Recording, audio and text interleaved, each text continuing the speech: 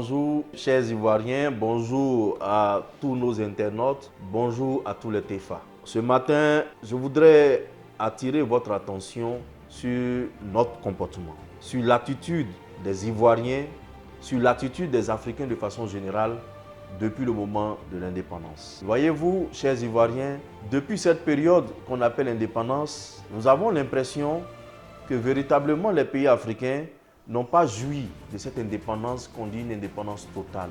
On a l'impression qu'on n'avance pas sans les Blancs. On a l'impression que c'est les Blancs qui font et défont tout chez nous. Que ce soit la politique économique, que ce soit la politique agricole, que ce soit la politique de l'éducation, que ce soit la politique même du transport, tout notre vécu est géré et contrôlé depuis l'autre côté. Mais ça, c'est une réalité. Que le colon a donné une façade d'indépendance, une indépendance illusoire, en nous arrachant la substance même de cette indépendance qui doit être l'économie.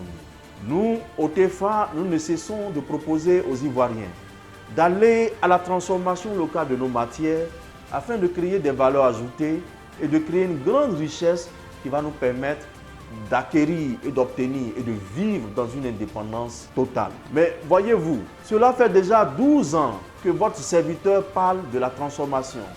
Cela fait déjà 12 ans que nous attirons l'attention des dirigeants africains, que nous appelons l'attention des Ivoiriens et surtout des dirigeants et politiques ivoiriens. Mais nous ne sommes point écoutés. Et ce qui me fait encore plus mal, c'est qu'au-delà même des dirigeants qui sont en haut, qui refusent de nous regarder et apprécier de près les problèmes des Ivoiriens et comprendre la substance de notre message, au-delà même de ceux qui refusent de s'occuper de nous, il y a encore des Ivoiriens qui sont au bas échelle, qui se comportent comme si c'était des nègres de maison, des gens qui, parce que le politique leur jette des perdièmes, refusent de regarder les grands problèmes du pays. Des gens qui se comportent comme si pour moi marche, si j'ai pour moi, je m'en fous du reste. Des gens qui se comportent sans réfléchir à l'avenir, sans penser même au devenir de leurs propres enfants. Ça me fait encore plus mal. Quand je parle de l'industrialisation, quand je parle de transformer ce pays, quand je parle de transformer nos matières premières, quand je parle de créer de grandes richesses, je trouve devant moi des citoyens ivoiriens qui me disent par exemple, les Blancs ne nous laisseront jamais faire cela.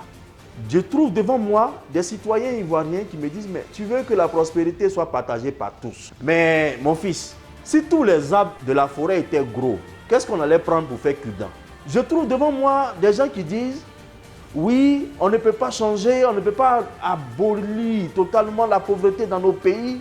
D'ailleurs, même chez les Blancs, il y a des SDF, il y a des Blancs qui sont pauvres. Et d'ailleurs, pourquoi se battre pour créer une richesse abondante? Quand on sait que chez nous, même avec 150 francs, tu payes à ticket et puis tu es nourri et tu es rassasié. Et ça, c'est des politiciens qui me tiennent un tel langage. Qui me disent, par exemple, chez le Blanc, il se bat pour pouvoir se faire un avenir, pour pouvoir devenir quelqu'un, pour avoir de l'argent. Parce que quand tu n'en as pas et que l'hiver arrive, tu sèches, tu meurs. Or, chez nous, en Côte d'Ivoire, jamais on a entendu dire que quelqu'un est mort parce qu'il est pauvre. Voilà des langages pareils qu'on me tient. Chers Ivoiriens, est-ce qu'il est vrai qu'on ne meurt pas de pauvreté en Côte d'Ivoire? Est-ce qu'il est vrai que les Ivoiriens n'ont pas besoin de bousculer pour avoir quelque chose? Est-ce qu'il est vrai que la pauvreté nous ressemble? Est-ce qu'il est vrai qu'on doit rester les bras croisés et qu'on ne doit pas se battre pour changer notre avenir? Est-ce que ce langage qui m'est tenu, est-ce que ça doit être un langage qu'on doit tenir avec un homme? Chers Ivoiriens, quand tu n'as pas 1000 francs pour acheter des médicaments et que tu meurs, qui t'a tué? Quand tu arrives à l'hôpital et que le médecin refuse de te recevoir simplement parce que tu n'as pas payé la consultation et que tu meurs, qui t'a tué? Qui t'a tué? Quand ton fils n'arrive pas à aller à l'école parce que tu n'arrives pas à payer sa scolarité et que ce mal t'étreint et que tu regardes toi qui as travaillé hier, qui est à la retraite, qui espérait que tes enfants diplômés allaient travailler pour te donner un lendemain meilleur et que ces enfants-là soient encore à ta charge et que tu meurs de crise cardiaque et que tu meurs de tension. Quand tu meurs là, qui t'a tué? Qui t'a tué, Ivoirien? Arrêtons de jouer à notre propre avenir. Voilà. Nous n'avons pas de dirigeants pour décider de notre sort. On a des dirigeants pour améliorer nos mieux-être. On a des dirigeants pour améliorer notre quotidien. Voilà.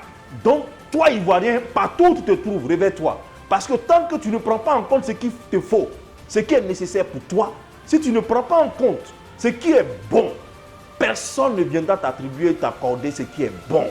Voilà. Et nous, au TFA, on vous dit, il faut qu'on aille à un changement. Il y a un système qui fait que, quel que soit le palabre que nous allons mener, quel que soit tout ce que nous allons faire, nous allons rester toujours à notre place sans évoluer. Ce système qui nous appauvrit là est dirigé directement par tous nos politiciens qui sont là. Il faut casser ce système pour installer un nouveau système. Et ce système, est ce que nous avons appelé la VNC. Voilà, commençons déjà à transformer nos matières premières. Commençons déjà à produire des produits manufacturés. À partir de cet instant, nous allons créer une richesse qui sera partagée par tous. Et là, vous verrez que nous allons programmer, préparer l'avenir de nos enfants. Sinon, aujourd'hui, qui peut me dire, en tout cas en dehors des politiciens qui ont tout volé, qui peut me dire qu'il a préparé l'avenir de chacun de ses enfants? Qui peut me dire que d'ici demain même, d'ici une semaine, d'ici un mois, d'ici un an, d'ici 10 ans, il a tout ce qu'il lui faut pour pouvoir vivre correctement? Qui peut me dire? Il y a combien d'Ivoiriens qui peuvent ici et maintenant témoigner que d'ici 5 ans, eux, la vie est assurée? Vous êtes combien? Montrez-vous. Alors, si nous, notre avenir n'est pas assuré, ce n'est pas celui de nos enfants qui sera assuré. Alors, réveillons-nous. Quittons le stade, quittons le phénomène des nègres de maison. Ce phénomène-là, ce thème-là, a été utilisé par Malcolm X pour désigner ces Africains qui se complètent dans leur situation d'exploiter et qui servent celui qui les exploite. Ce thème-là a été utilisé par Malcolm X pour désigner les Ivoiriens aussi. Nous sommes Africains aussi, on est la même chose. C'est la même chose là qu'on continue maintenant. Pour désigner ces Ivoiriens-là qui sont prêts même à vendre leurs dents juste pour acheter une nourriture. Qui désignent ces Ivoiriens-là qui sont prêts à vendre leurs frères à celui qui les exploite, afin que celui qui les exploite leur donne quelques perdièmes et qu'ils puissent en bénéficier. Ces Ivoiriens qui étouffent le développement. Ces Ivoiriens qui étouffent l'ambition africaine. Ces Ivoiriens qui étouffent l'ambition de la Côte d'Ivoire. Alors, Ivoirien, je vais te poser une seule question. À quel niveau tu te trouves? Es-tu un nègre des champs ou un nègre de maison, ou es-tu véritablement VNC? Merci. Sois VNC. Rejoins-nous. Merci.